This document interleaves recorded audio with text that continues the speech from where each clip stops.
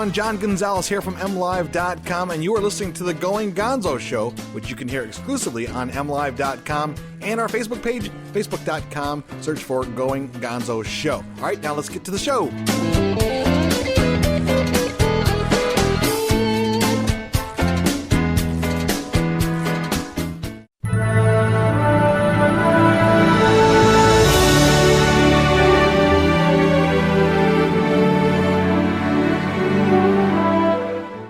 Luke, hey Megan, how you guys doing? Good, how are you? Good. It's Megan, right? Yes. Yeah, not me. There's so many Megs in my life, so I apologize. Can we call you Megan? Megan? Sure, anything. Yeah. My boss. Megan the Vegan? I'm not. Not Megan, yeah. Sorry. You guys are That's in the cast of Peter and the Starcatcher. Thanks for spending some time with us this afternoon. The show starts tonight at the Wharton Center in East Lansing. Welcome to snowy Michigan. Yeah, that's right.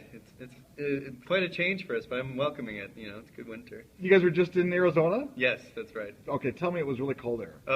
Well, no, I can't say I can say that honestly. No, it wasn't. But it's nice to have seasons. We've been in only warm places since we started the tour, so it is kind. I don't know. I think a lot of us are surprisingly enjoying the winter, to have an actual winter. Yeah, growing up, it was strange to have a beach for Christmas. You know, so it's nice to not have that. Nice not to have it. Well, we will send some of it back with you. You're here in Michigan, East Lansing, at the Wharton Center for several performances. Peter and the Starcatcher, who wants to kind of bring up to speed of what's going on here? Because it's not one that kind of people just don't know it off the top of their head. You know? Yeah, so it's a pretty brand spanking new American play written by Rick Ellis, who's adapted from a book called Peter and the Starcatchers, which is written by Dave Barry and Ridley Pearson. And it is the prequel story to Peter Pan, our telling of how Peter Pan became Peter Pan. And it's about 2.5 hours of madcap romp comedy that where 12 of us play over 100 characters and basically give our origin story of how Peter Pan became Peter Pan. Now, Megan, this story is also, it helps you kind of use your imagination as well, right? Absolutely. That's one of my favorite things about the show, is that the whole kind of concept behind it is it's almost like a group of kids playing make-believe and using kind of whatever they can find, pots and pans and brooms and rubber gloves, to tell this kind of big, epic action-adventure story.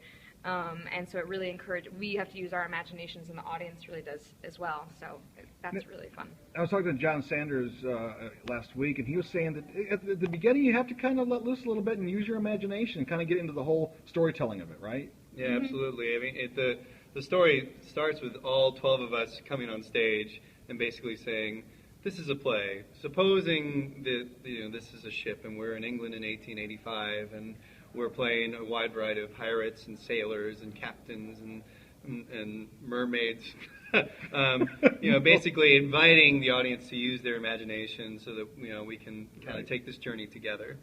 Now, you're not going to be a mermaid with that beard, are you? Well, you have to come see the show and check it out. I might do it a couple times. You don't know. Now, you play the character. You play the character of Smee, which is familiar to a lot of people. That's right.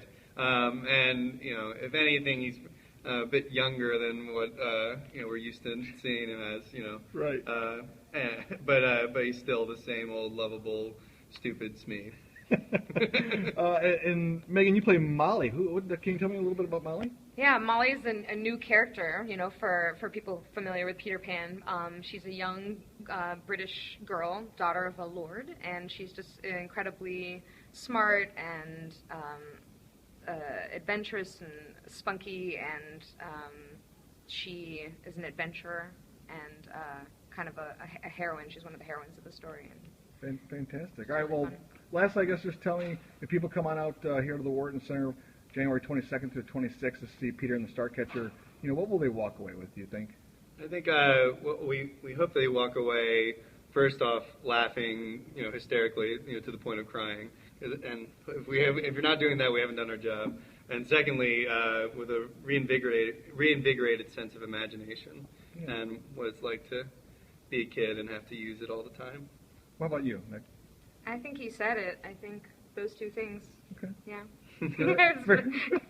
Fair enough. Yeah, it's hit the nail on the head.